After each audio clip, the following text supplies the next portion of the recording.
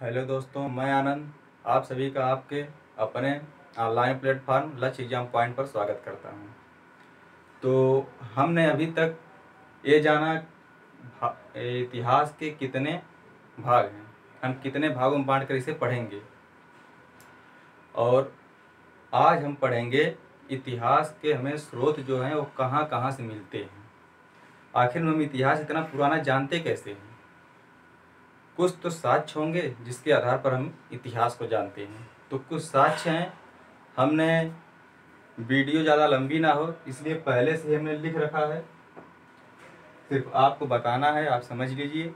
यहाँ से हमें इतिहास के स्रोत मिलते हैं। तो आइए हम जानते हैं इतिहास स्रोत कहाँ कहाँ से हमें मिलते हैं। तो इतिहास के स्रोत हमें मुख्य रूप से दो भागों में बांट कर पढ़े जानते हैं। एक पुरातात्विक स्रोत होता है, एक साहित्यिक स्रोत। पुरातात्विक स्रोत का मतलब है जो जमीन के नीचे से खोद कर निकाले गए हैं, उन्हें हम पुरातात्विक स्रोत कहते हैं। और पुरातात्विक स्रोत में जो इमारतें हैं वो भी आएंगी, जो आज खंडहर के रूप में बिखर गई हैं वो भी इमारतें, और जो आज अभी सुरक्षित बची हुई हैं वो भी इमारतें पुरातात्विक स्रोत के अंतर्गत आएंगी। और साहित्यिक स्रोत के अंतर्गत जो लेखन किया गया इतिहास के बारे में, कुछ वेद लिखे गए, कुछ पुराण लिखे गए, कुछ कहानियाँ लिखी गई, तो कुछ धार्मिक साहित्य लिखे गए। धार्मिक साहित्य में जैसे आपका रामायण हो गया, महाभारत हो गया, तो बौद्ध से संबंधित कुछ साहित्य लिखे गए।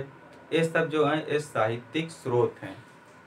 और कुछ राजा थे जो उनके समकालीन कुछ लेखक थे जो उन राजाओं के बारे में लिखे, उस समय की संस्कृति के बारे में लिखे, उस समय की सभ्यता के बारे में लिखे, या यूँ कहें उस समय के समाज के बारे में लिखे, उस समय की राजनीतिक परिस्थितियाँ कैसी थी उनके बारे में लिखे, उस समय का समाज कैसा था उसके बारे में लिखे, उस समय की जो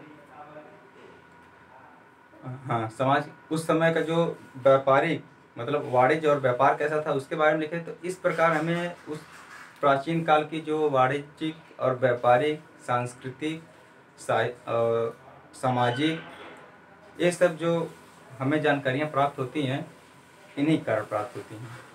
अब देखेंगे कुछ सिक्के भी होते हैं, उन सिक्कों का आधार पर हम ये पता कर लेते हैं कि उस समय का समाज कैसा था, या जो राजा था। देखिए मुख्य स्रोत राजा ही होता है।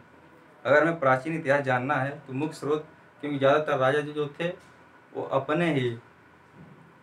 अपने ही बारे में ज़्यादातर उत्कीर्ण करवाए हैं कि मतलब जो उस समय के लेखक रहते थे कि हमारा राजा ऐसा है, हमारा राजा वैसा है, या राजा को ये पसंद है, तो उन्हें जो पसंद होता था उन्हीं चीज़ों को सिक्कों पर उत्कीर्ण करवाते थे।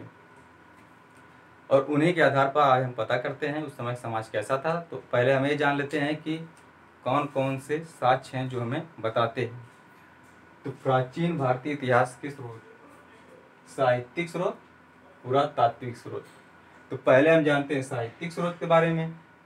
साहित्यिक स्रोत में हमें देखिए भारतीय साहित्य, विदेशी साहित्य। ऐसा नहीं कि हमारे भारत का जो इतिहास है सिर्फ भारतीयों ने ही लिखा, भारतीयों ने नहीं, सबसे पहले विदेशियों ने लिखना शुरू किया, इसके बाद भारतीयों ने लिखा उनका अनुसरण करके। तो हमें भारतीय साहित्य और विदेशी साहित्य, तो जो विदेशी लिखे उन्हें हम विदेशी साहित्य कहते हैं, और जो भारतीय लिखे, जो साहित्य भारतीय लिखे उसे हम भारतीय साहित्य कहते हैं। तो भारतीय साहित्य में देखिए आप धार्मिक साहित्य, धर्मनिरपेक्ष साहित्य। धार्मिक साहित्य में आपका जो धर्म से रिलेटेड साहित्य थे, जैसे बौद्ध साहित्य में बौद्ध महात्मा बुद्ध के बारे में जो धार्मिक अवधारणाएं थीं उनके बारे में बताया गया। तो हिंदू साहित्य कुछ हैं, हिंदुओं के बारे में लिखे गए। तो कुछ साहित्य मुस्लिम जो हैं वो अपने धार्मिक विचार के आधार पर लिखे, तो ये धार्मिक साहित्य हो गए। और धर्मनिरपेक्ष साहित्य में क्या था, कुछ लोग ऐसे थे जो उस समय के समाज के बारे में लिखते थे, उस समय की राजनीतिक व्यवस्था के बारे में लिखते थे, या उस समय का जो वाणिज्य व्यापार कैसा था उसके बारे में लिखते थे। ये धर्मनिरपेक्ष साहित्य होते हैं। इनमें कोई धार्मिक विचार नहीं होता है, इनमें बस उस समय का समाज कैसा था, उस समय की व्यवस्थाएं कैसी थी, उस समय की राजनीति कैसी थी उसके बारे में बताते हैं। और देखिए तो धार्मिक साहित्य में हमारा जैसे ब्राह्मण साहित्य आ गया, हमको दिखाई नहीं देंगे, लेकिन आपको दिखाई देगा। देखिए जैसे इधर से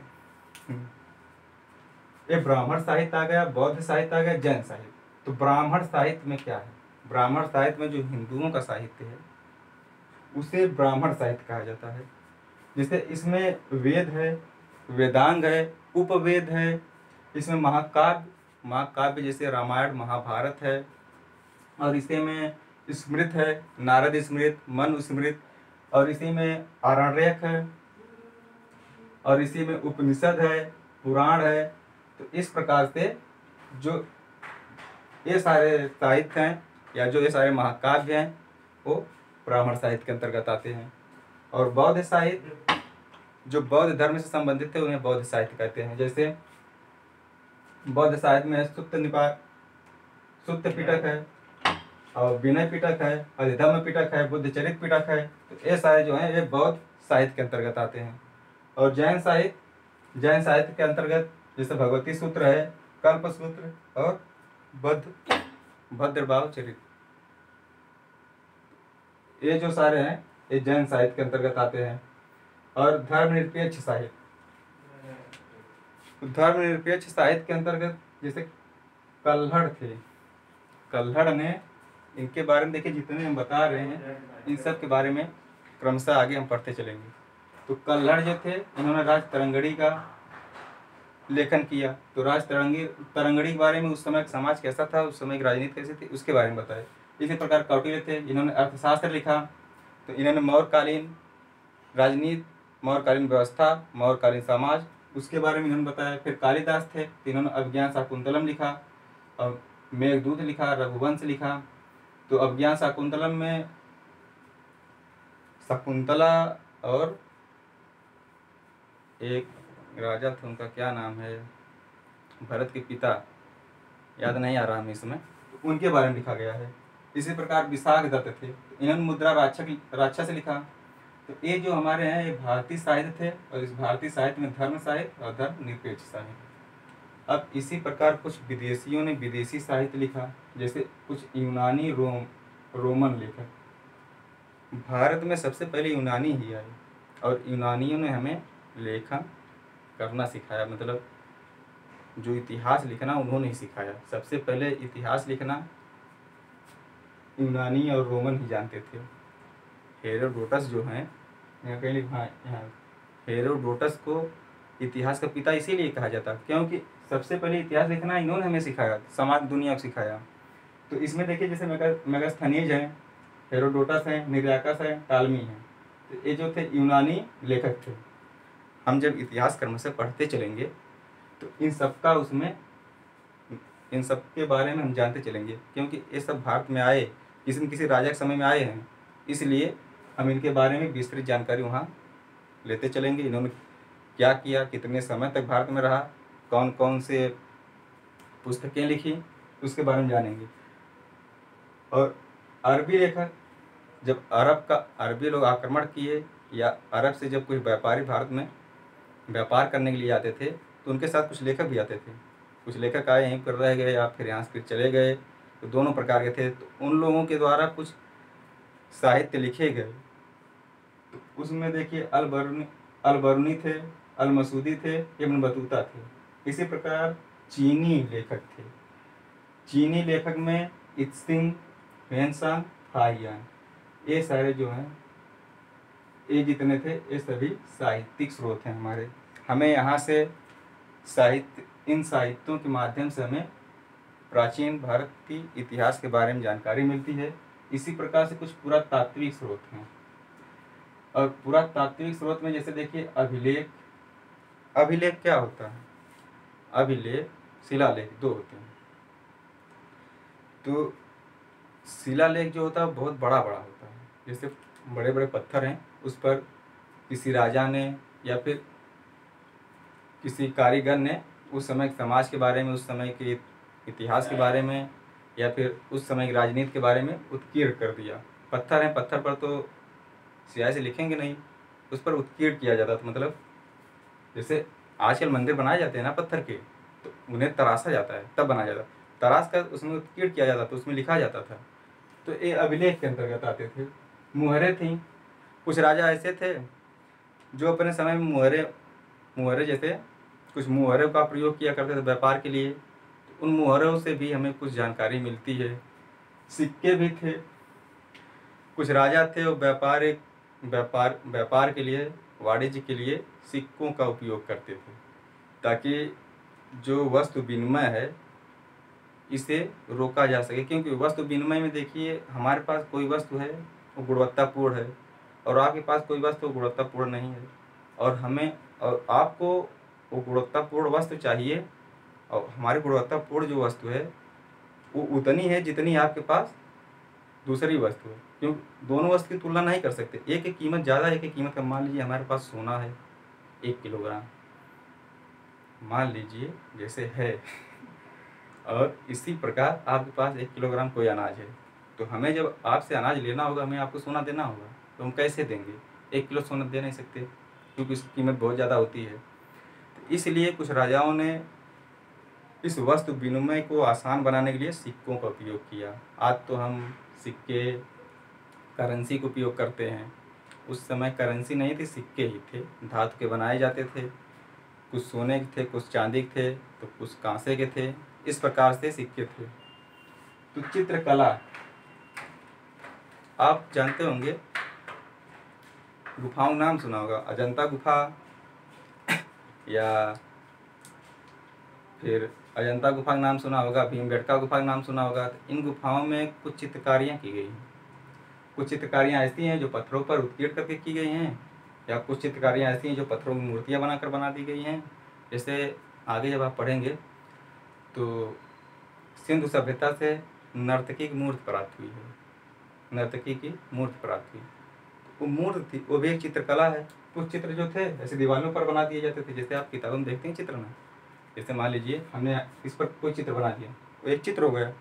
ऐसे भी चित्र, जैसे भीमबेटका की गुफा है, वहाँ से हमें कुछ चित्र मिले हैं बनाए हुए। 4-6 आदमी हैं, एक जानवर है, उसका शिकार कर रहे हैं, उस पर ऐसा दर्शाया गया है। उस पर और भी चित्र दिखाए गए हैं। तो कहीं न कहीं ये सारी चीज़ें जो हमें हैं, ये सारे साक्ष्य जो हमें हैं, हमारे प्राचीन इतिहास के बारे में जानकारी देते हैं, और हम अपने प्राचीन इतिहास के बारे में जानते हैं इन्हीं साक्ष्यों के आधार पर। और स्मारक हैं, इमारतें हैं। आप लोगों ने बहुत सारे स्मारकों के बारे में जानते होंगे, जो मुग़ल काल में बनी, तो कुछ जो है सल्तनत काल में बनी, कुछ उसके पहले बनी, मुग़ल काल में बनी। जैसे आपका ताजमहल बना है, या फिर लाल किला है। सल्तनत काल में 2.5 दिन का झोपड़ा जो बनवाया गया था वो है। इस प्रकार से कई प्रकार की इमारतें हैं। मंदिर हैं कई प्रकार के, जो आपके मंदिर हैं बनाए गए हैं दक्षिण भारत में, उत्तर भारत में, मध्य भारत में। तो ये सारे जो साक्ष्य हैं, ये हमें हमारे प्राचीन इतिहास के बारे में बताते हैं। इसके बाद हम शुरुआत करेंगे अपना इतिहास। इसके बाद हम जानेंगे मानव। हम देखिए, मानव विकास आपको नहीं बताएंगे, क्योंकि ये नहीं पूछता कि मानव रेंग कर कब चलता था, तो कब खड़ा होकर चलने लगा, ये कभी नहीं पूछता। आपसे सीधे सवाल बनेगा पाषाण काल से। तो हम पाषाण काल से शुरुआत करेंगे। हम थोड़ी सी कहानी आपको बता देंगे कि मानव कैसे चलता था, या फिर यहीं पर बता देते हैं। पहले जो मानव था, आदिम मानव खड़ा होकर नहीं चलता था, वो पेड़ों पर रहा करता था, झुक कर चला करता था, बंदरों के जैसा था वो। उसने धीरे धीरे पेड़ों से उतरा, जमीन पर चलना सीखा। अब उसे भूख लगती थी तो वो शिकार भी करता था छोटे छोटे जानवरों का। तो उनका शिकार करने के लिए उसको कुछ हथियार की जरूरत पड़ती थी, तो पत्थर या छोटे मोटे कोई हथियार, लकड़ी भी थे, तो हाथों से वो मारता था। तो अब उसके हाथ इतने विकसित नहीं थे कि आज के मानव की तरह उपयोग कर सके। तो क्योंकि वो झुक कर चलता था, हाथ पैर उसके चारों जो हाथ पैर थे, हाथ भी उसके पैर के काम किया करते थे, इसलिए वो धीरे धीरे विकास किया। उसका हाथ, जब वो अपने हाथ का प्रयोग करने लगा शिकार करने के लिए, खाने के लिए, या फिर और किसी कार्य विधि के लिए, तो उसका हाथ धीरे धीरे विकसित होने लगा। और फिर धीरे धीरे वो खड़े होने का प्रयास करने लगा। खड़े होने का प्रयास क्यों करने लगा? हो सकता है कुछ शिकार करने गया हो, कुछ शिकार करना चाहता हो, और उस शिकार को करने के लिए उसे दूर तक कोई वस्तु फेंकनी पड़े, मान लीजिए पत्थर उसे मारना पड़े, तो अगर वो झुका रहेगा, सपोज आप ही अगर झुके रहेंगे तो कैसे शिकार करेंगे। तो हो सकता है वो प्रयास किया हो खड़ा होने का और शिकार करने का, ऐसे धीरे धीरे धीरे धीरे वो खड़ा होने लगा। फिर एक समय ऐसा है जब वो पूरी तरह से खड़ा हो गया, ऐसे सीधा हो गया हमारी तरह, और फिर दोनों हाथ उसके काम करने लगे, अब वो शिकार करने लगा। तो मानव विकास ऐसे हुआ धीरे धीरे। पहले मानव पेड़ों पर रहा करता था, फिर नीचे उतरा, फिर धीरे धीरे वो अपने हाथों का प्रयोग करने लगा, हाथों का प्रयोग करते करते वो खड़ा होना सीखने लगा, खड़ा होने का प्रयास करने लगा, धीरे धीरे वो खड़ा हो गया और धीरे धीरे उसमें चेंजिंग आते गई। अब एक चीज़ और जान लीजिए, एक देखिए हिम युग था, हिम युग के बाद हम जिस युग में हैं ये युग शुरू हुआ। हिम युग ऐसा माना जाता है आज के 10,000 साल पहले रहा। तो हिम युग का जो मानव था उस आप देखते होंगे जो ठंडे प्रदेश हैं वहाँ जो जानवर होते हैं, पहले तो मानव जानवर ही जैसा था ना, ऐसा तो मानव था नहीं, तो उसके ऊपर लंबे लंबे रेशेदार बाल होते हैं। तो उस समय मानव के ऊपर ऐसी कल्पना की गई, ना कि किसी ने देखा है कि लंबे लंबे रेशेदार बाल हुआ करते थे, चेहरे वहरे पर पूरे बाल हुआ करते थे, बंदरों जैसा था। तो ये अलग कहानी है।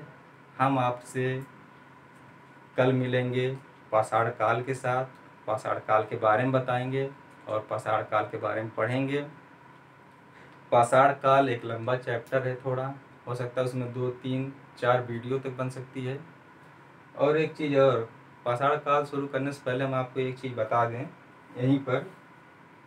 हाँ, अगर आप इसका स्क्रीनशॉट लेना चाहते हैं तो ले लीजिए, हम थोड़ा दूर हट जाते हैं।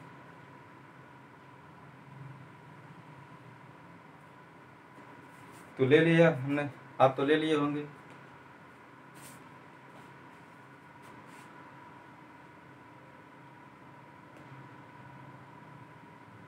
बार बार नीचे आ जाता है।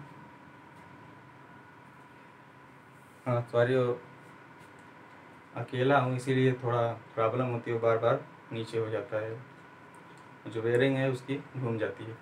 तो इसका अगर आप स्क्रीनशॉट लेना चाहिए तो ले लीजिए, हम हट जाते हैं। तो उम्मीद करता हूँ आपने स्क्रीनशॉट ले लिया होगा या नहीं लिए होंगे। अगर लेना चाहेंगे तो बैक करके ले लीजिएगा। आइए हम आपको कुछ बता दें बेसिक चीज़ें।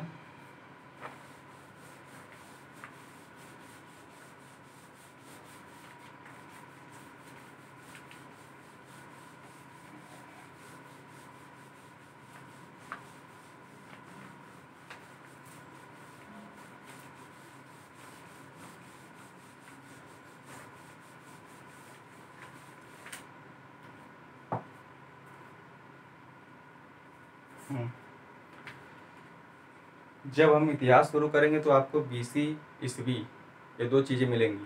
तो पहले जान लीजिए BC और ईस्वी होता क्या है।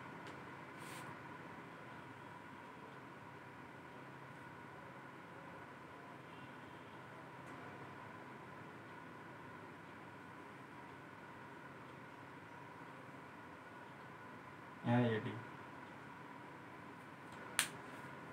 हम BC कहते हैं ईसा पूर्व। यहाँ पर है ईसा मसीह का जन्म, ईसा मसीह का जन्म। हाँ, तो हम BC और AC कहते किसे हैं। देखिए जो ईसा मसीह का जन्म था, ईसा मसीह जो थे आप जानते हैं जो ईसाई हैं उनके धर्म गुरु हैं। तो ईसा मसीह के जन्म के समय, जन्म से पहले का जो समय है उसे हम BC कहते हैं। ईसा पूर्व, इसे हम कहते हैं ईसा पूर्व का समय, और इसे हम कहते हैं ईसा के जन्म के बाद का समय। तो ईसा मसीह के जन्म के पहले के समय को हम ईसा पूर्व कहते हैं, ईसा मसीह के जन्म के बाद के समय को हम ईस्वी कहते हैं। तो कैलकुलेशन कैसे करेंगे, मान लीजिए हाँ एक उदाहरण देख लीजिए। जैसे आपका जन्म है मान लीजिए 2000 में हुआ, सन 2000 में आपका जन्म हुआ है, और अगर आपके पिताजी आपको ये बताते हैं कि आपके जन्म के 10 साल, 5 साल या 20 साल पहले घटना घटित हुई, तो कैसे आप समझेंगे कि आपके जन्म के पहले ऐसी घटना हुई? आप अपने जन्म को एक 0 पॉइंट पर ऐसे रखेंगे ना कि मान लीजिए आपके यहाँ जन्म हुआ 2000 में, और 2000 से इधर जा रहा है समय, 1900 कुछ में जाएगा या फिर इधर आ रहा है। तो जब आपको आपके जन्म से पहले का समय बताया जाएगा तो कैसे बताया जाएगा? मान लीजिए यहाँ बताया गया 1960 में हुआ, आपके जन्म के मान लीजिए हम किसी का जन्म बताते हैं, किसी का जन्म 1960 में हुआ, तो आपसे हम उसकी तुलना करके बता रहे हैं। आपके जन्म के पहले 1960 में किसी का जन्म हुआ तो मृत्यु कब होगी? मान लीजिए उसकी मृत्यु हो गई आकर 1998 में, तो कैसे हम कहेंगे कि 1998 में मृत्यु हुई? आपका जन्म देखिए यहाँ हुआ है 2000 में, तो देखिए समय इधर आ रहा है ना, इधर आ रहा है ना। हम देखिए इसे समझिए, पहले हम यहाँ पर अभी समझाते हैं कैसे होता है। आप पढ़ते होंगे इतिहास में 500 में किसी का जन्म हुआ तो 412 मर गया, कंफ्यूज हो जाते हैं कि 500 ईसा पूर्व उसका जन्म हुआ तो 412 में कैसे मर गया, उसे तो 500 से ऊपर जाना चाहिए। भाई 500 से ऊपर अगर हो जाएगा, देखिए हम बताएं ईसा मसीह के जन्म के पहले का समय जो है ईसा पूर्व माना जाता है। अगर यहाँ किसी 500 हम यहाँ मान लेते हैं तो इधर समय आएगा तो कैसे जीरो होगा? जीरो कैसा होगा? जब घटेगा तब तो जीरो होगा। तो यहाँ आया, मान लीजिए यहाँ 400 हो गया, 300 हो गया, 200 हो गया, 100 हो गया, फिर जीरो हो गया, ऐसे समय गुजरेगा ना। तो 500 में किसी का जन्म हुआ तो 412 में उसकी मृत्यु हुई, समय इधर आ रहा है। हम यही कहते हैं, मान लीजिए किसी का जन्म 500 ईसा पूर्व हुआ, ईसा मसीह के जन्म के पहले 500 ईसा पूर्व हुआ या 500 BC में हुआ, और उसकी मृत्यु जो है 412 ईसा पूर्व में या 412 BC में हुई। इस प्रकार से हम समय कैलकुलेशन करते हैं। समय बढ़ रहा है, ऐसे ही बढ़ रहा है, बस हम कैलकुलेशन करते हैं ईसा मसीह के सापेक्ष। और इसी प्रकार ईसा मसीह के जन्म के बाद का जो समय है उसे हम कहते हैं ईसवी, AD। तो ईसवी को आप जानते हैं, समय बढ़ रहा है, इस समय 2020 चल रहा है, AD।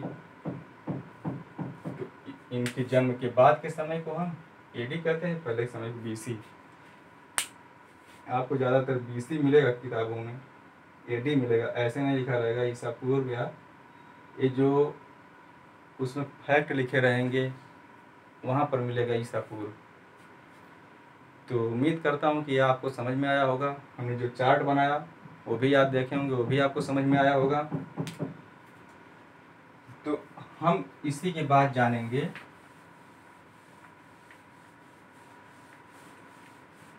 इतिहास की शुरुआत कहाँ से होगी। तो आइए हम बता दें आपको इतिहास की शुरुआत कहाँ से होगी, कुछ इसी में पढ़ लेते हैं, फिर आगे वीडियो हम पढ़ेंगे।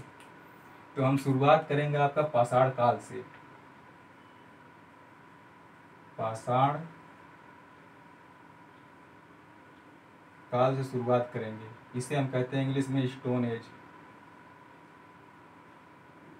Stone age.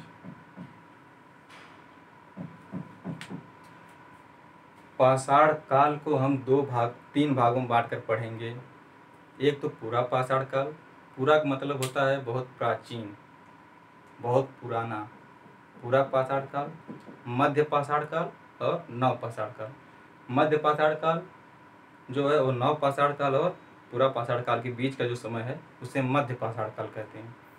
क्योंकि मध्य पाषाण काल में हमें कुछ नव पाषाण के बारे में जानकारी मिलती है और कुछ पूरा पाषाण। जैसे मान लीजिए कोई भी समय अगर गुजरेगा, आप ही समझिए ना, आप ही के समय में अगर कोई भी समय पीरियड ऐसा रहा हो जो गुजर रहा हो और कोई समय गुजर चुका हो, मान लीजिए आपके जन्म का जो समय था, आपके जब जन्म हुआ होगा उस समय इतना विकास तो नहीं हुआ था जितना आज हुआ है, और आपके जन्म 15 साल बाद या 10 साल बाद जो विकास हुआ था वो आपके जन्म के समय से और आज के जन्म के समय से ज़्यादा विकसित था, लेकिन आज के समय से कम विकसित। मतलब उसमें दोनों काल का समन्वय दिखाई देता है, मतलब वो उसे संक्रमण काल कहते हैं। तो मध्य पाषाण काल एक प्रकार संक्रमण काल है, क्योंकि उसमें दोनों कालों का समन्वय दिखाई देता है।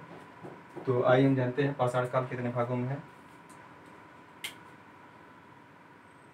पाषाण काल के 3 भाग हैं। एक तो पूरा पाषाण काल,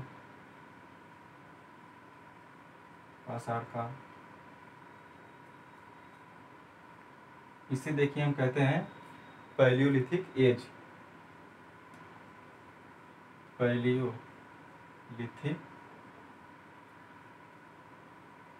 एज, इसे हम पैलियोलिथिक एज कहते हैं। इसके बाद मध्य पाषाण काल आता है। 3 भाग हम बताएं इसके। पहला, दूसरा है मध्य पाषाण काल, मध्य पाषाण काल, इसे हम कहते हैं मेसोलिथिक एज। मेसोलिथिक, मध्य पाषाण काल के बाद नव पाषाण काल हो सकता है। आप लोग इसके बारे में जानते भी हो, फिर भी एक बार और जान लीजिए। और इस जब हम अगली वीडियो कल पढ़ेंगे तो विस्तृत हम पढ़ेंगे। ऐसा नहीं कि हम सिर्फ फैक्ट पढ़ लें और छोड़ दें। हम फैक्ट नहीं, हम पूरा विस्तृत जानेंगे। जितना हमसे पूछा जाता है उतना हम जानेंगे, क्योंकि यूपी पीसीएस मेन रूप से और यूपी पीसीएस और एसएससी दोनों को लेकर चलना है। तो और एक चीज़ आपको बता दें, आपको बहुत जल्दी भूगोल की कक्षाएं भी शुरू होंगी, और जो विज्ञान की है वो सिर्फ रविवार को चलेगी। भूगोल इतिहास साथ में चलेगा। तो चलो, मध्य पाषाण काल के बाद हो गया नव पाषाण काल।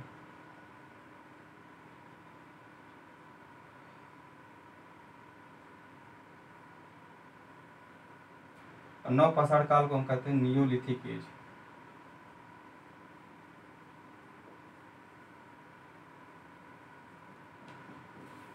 तो एक टाइम पीरियड जो है पाषाण काल का, पाषाण काल को हम 3 भागों में बांटे, और इनका अलग अलग टाइम पीरियड है।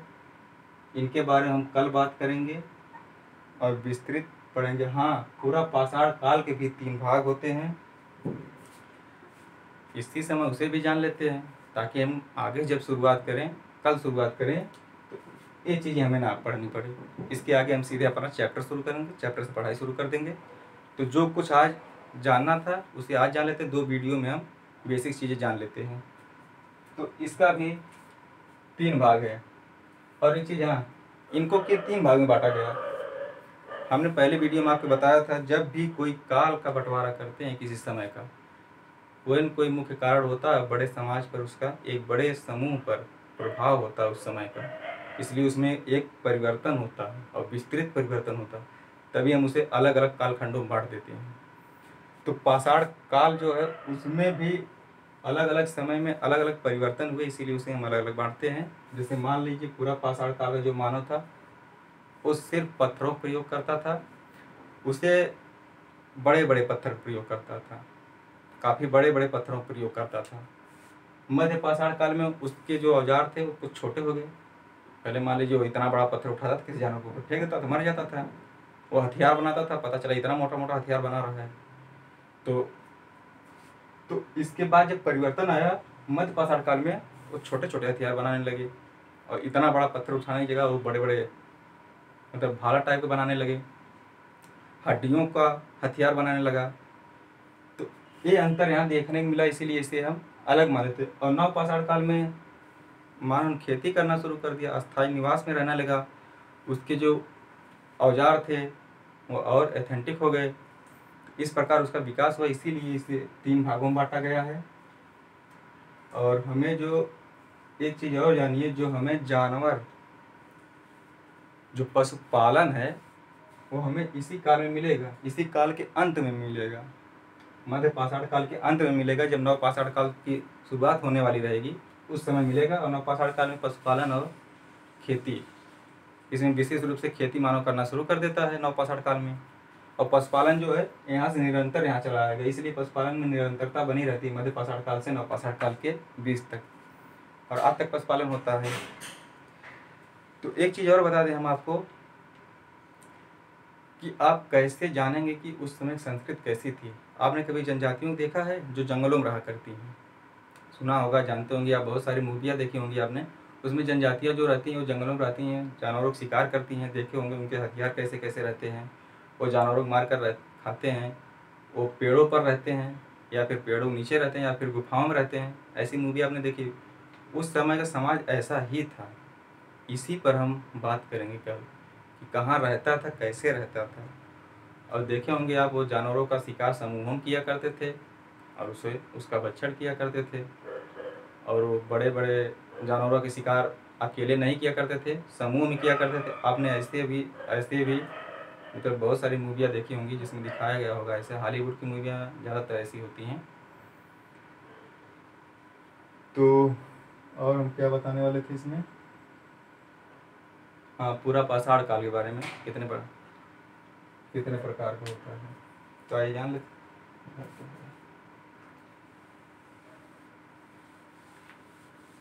हम इसे भी मिटा देते हैं, पाषाण काल। ये भी आपको अगर स्क्रीनशॉट लेना होगा, लिखना होगा, वीडियो पीछे करके देख लीजिएगा।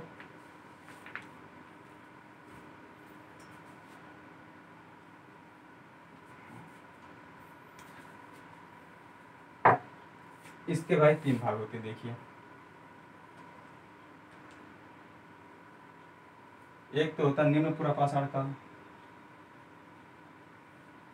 इससे हम पूरा ना लिखे तो ठीक नहीं, हम निम्न लिख देते हैं, इसे समझ जाइए पूरा, इसे पाषाण, इससे काल, क्योंकि लंबा हो जा रहा है।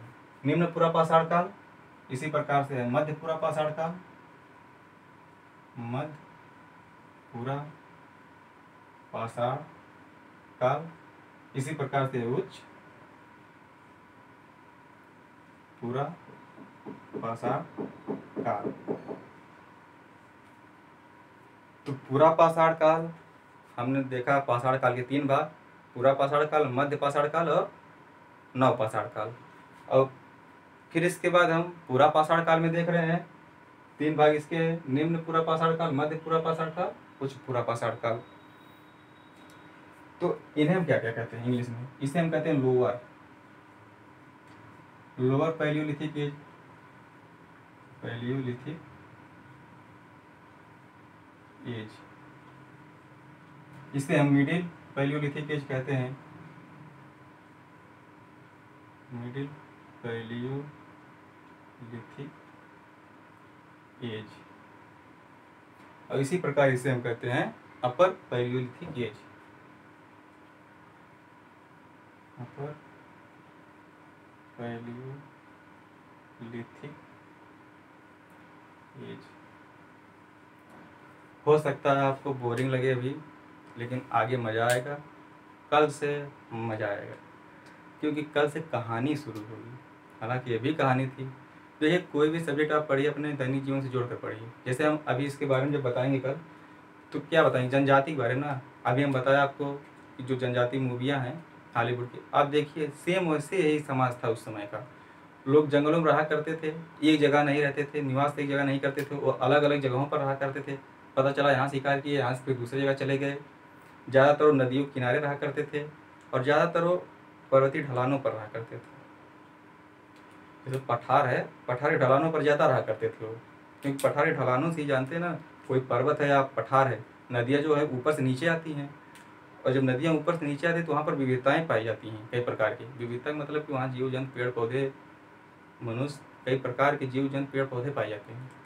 इसलिए वहाँ शिकार करना उनके लिए आसान था, उनके लिए खाद्य संग्रह करना आसान था। इसलिए वो लोग ज़्यादातर नदी घाटियों के अंतर्गत पाए जाते थे। उनके जो अवशेष हैं हमें प्राप्त होते, ज़्यादातर नदी घाटियों के अंतर्गत ही प्राप्त होते। जैसे आप सिंध घाटी सभ्यता के बारे में पढ़े होंगे। सिंध घाटी सभ्यता जो है वो भी तो नदियों के सहारे ही विकसित हुई थी।